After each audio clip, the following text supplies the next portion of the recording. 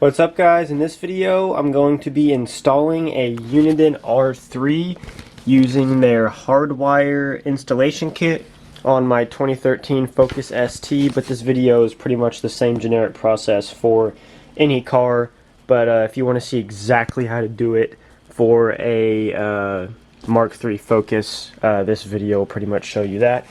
But I'm just going to go through the whole general installation and how to use the Hardwire kit, and then also how to set up the radar detector once it's in the car. But if we check out what's in the box, I actually bought this one used. It's still new, but I bought it on eBay for a little bit less than it would have been new. And I'll open it up real quick. It's kind of hard with one hand, but you can see it comes with this suction cup mount here, which will attach it to the windshield, and then this is just the regular plug to plug it into a cigarette lighter. But as you can see, my cigarette lighter is right here in the most inconvenient spot, so I don't really want the wire hanging down there, so I am probably not going to use this. And I mean, it does have a USB right there and then the mute button, which would be kind of handy to have there, but since it's in such a bad spot, I'm probably not going to use that. And then here's the actual radar detector itself, and this is just another different type of mount that I could use to attach it to the window.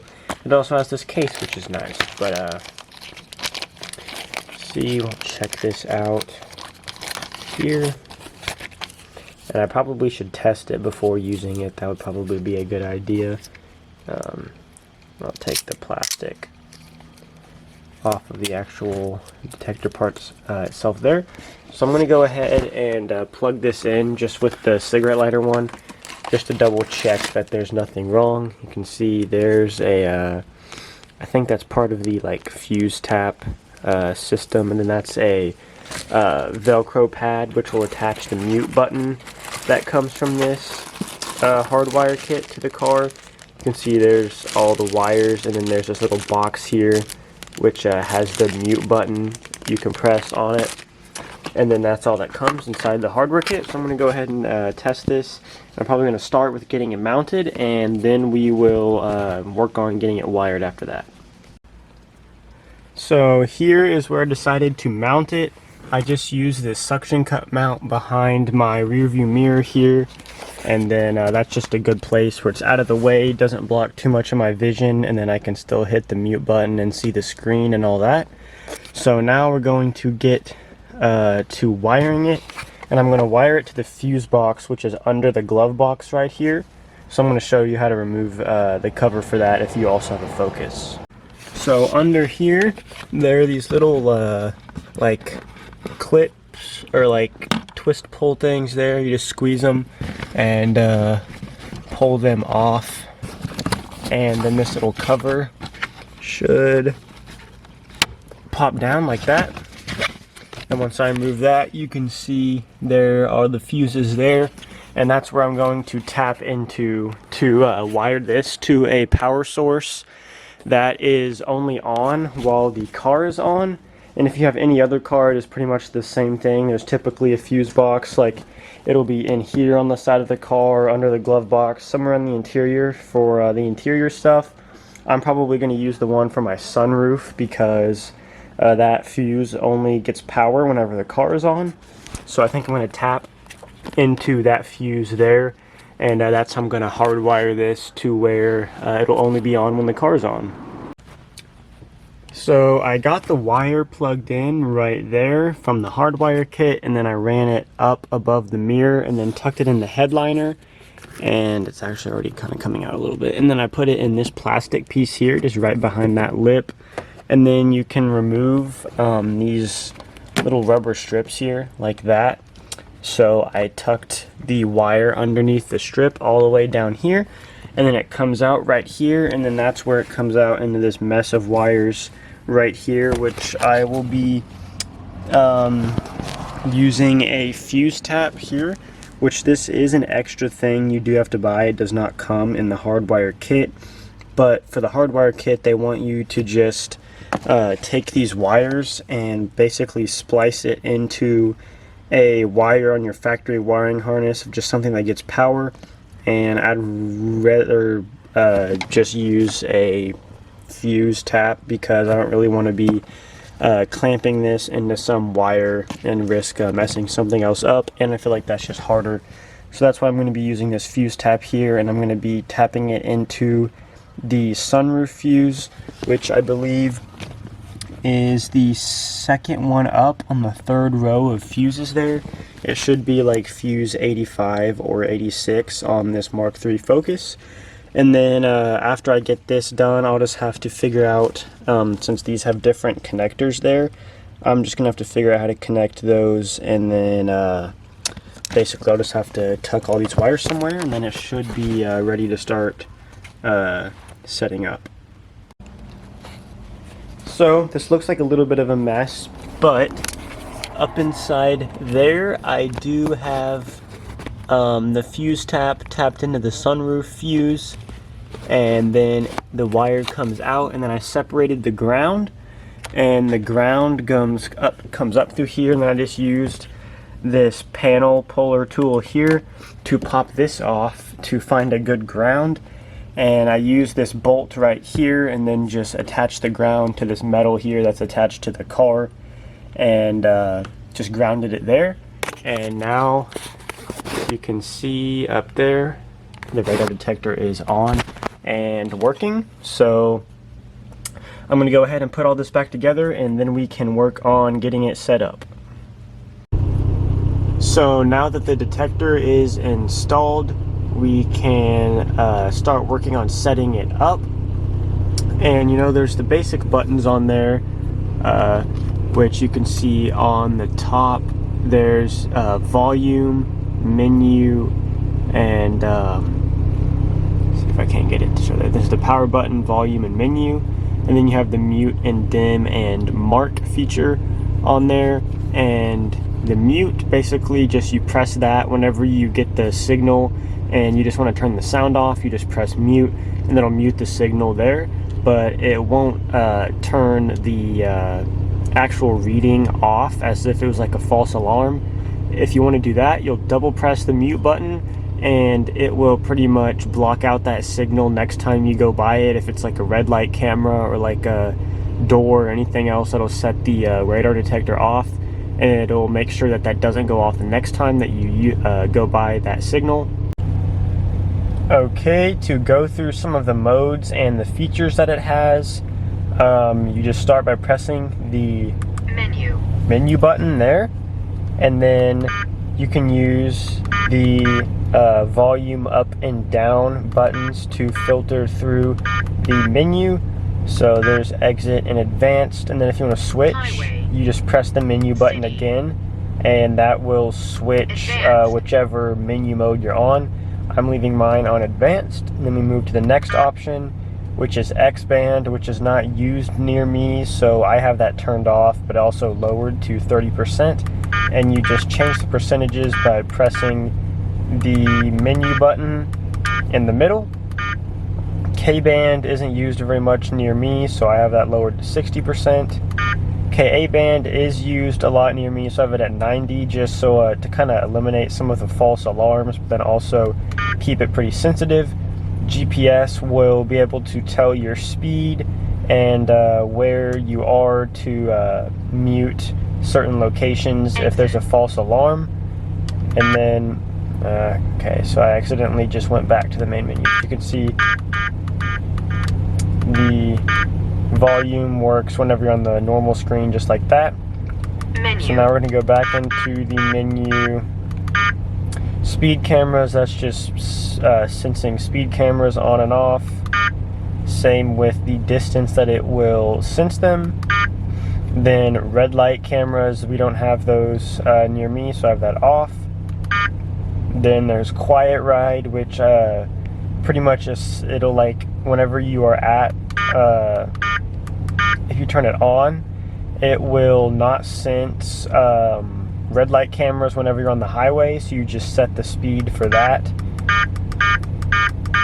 But I don't have red light cameras, so I keep that off to eliminate false alarms. And that's the voice that tells you which band it is, and then this just tells you which frequency it was that I don't need, so that's off.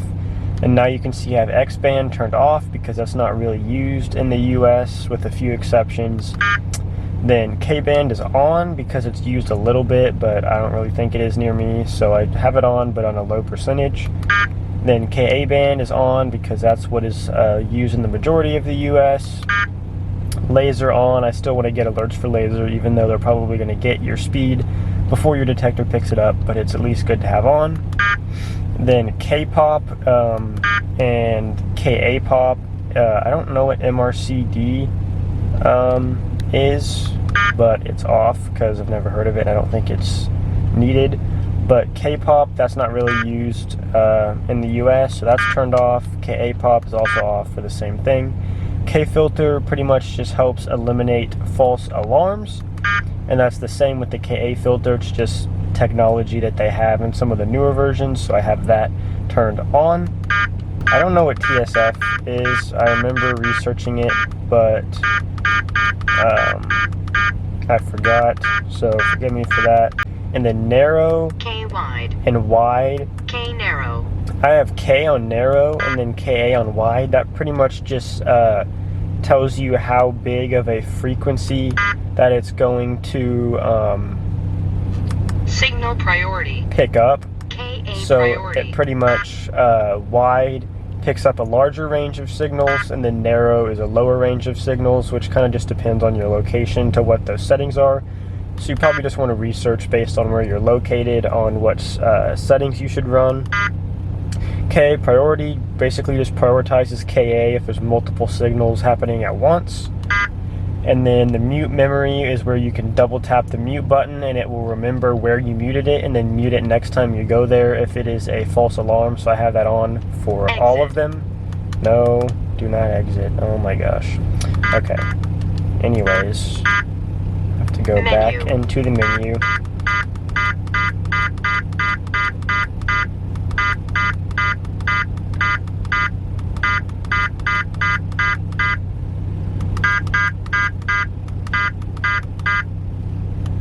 Okay, so for mute memory, same thing. All threat off. That's pretty much just alerting you to all of the threats all at once, which I don't really find useful. Oh my gosh, this is really annoying.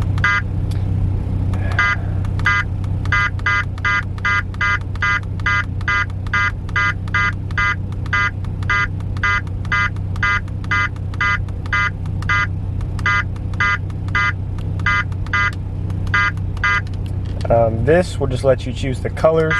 See, there's white, purple, blue, amber, green, pink, gray, and red. I leave it on red to match the interior of my car. Then mode display. This just tells you what it shows you on the screen whenever you're not in the menu. Scan display, mode display, time display, scan display, mode display. So I just have it on the mode. It'll just say advanced. Then this will display your speed, compass, the speed plus the compass, or just your compass. Voltage meter. And then this is also the voltage of your car's battery, which it can tell Altimeter. you. And then your altitude, which the car is at. And then speed. I just have it at speed, which honestly I should probably put it at voltage meter. Voltage, because I do not have anything that measures the voltage of my car battery. And then speed unit, miles per hour or kilometers per hour. And this is just the different tones that it uses for different bands. So you can set that if you want to recognize one band by a certain tone. Then just the same thing for all of those. Auto mute, leave that on to automatically mute GPS locations I don't want. And then that'll decide the volume that it changes to whenever it does decide to auto mute. And then this is just which dark mode. It turns it to where the screen is off, and whenever you get an alert, it turns on, and this just tells you which brightness the screen will be at whenever the screen does turn on. So I don't use that mode, so that doesn't really matter for me. This is auto dim for whichever time you want to set it at to automatically dim, which I do not need that on. As you can see, it just circles through all of the, I'm just gonna leave that. And then bright level, I have the screen set to bright, that's just the brightness of it. And then this is the dim time. I don't know, I guess dim it at like 8. And then dim level is dim, that's just the screen whenever it does go dim. The backlight is for these buttons here. And then quiet ride is on and off for this turning on and off red light camera alerts when you're on the highway. And limit speed basically just, it tells you if you're going over a certain speed, almost like a speed limiter, and it'll just beep at you. This is just your time zone, and that's daylight savings time. You can just turn that on and off to correct your time if you have daylight savings time. And then battery warning is on if your car's battery voltage gets too low. And then battery saver on will turn this off after 30 minutes if it is attached to a constant power source in your car. And then self-test is basically just whenever it turns on, it'll go ahead and test itself on the different bands, which isn't really needed, but I just have it on anyways. Factory reset will just reset all of the settings, and then this will delete all of your saved GPS locations that you've muted. And then that's just user data, I believe, is just part of your settings, and more data in the car. This just tells you the version, and that is pretty much it for the Uniden R3 radar detector. You can see there now it shows the voltage of my car battery, which I guess is more useful than the speed because I don't need that to be shown. And then it just clips back into its connector there, and I should just retuck this wire back up in my headliner, and it is all good to go. It'll pretty much just take some experimenting with to get it to be all the settings to be how you like it depending on where you live, because it's really hard to just tell you the correct settings to use because it depends on your location. But that's essentially just how to install it with the Hardwire kit plus a fuse tap kit, and then how to go through the basic settings and kind of figure it out on your own. So thanks for watching. Please like and subscribe, and I will see you in the next video.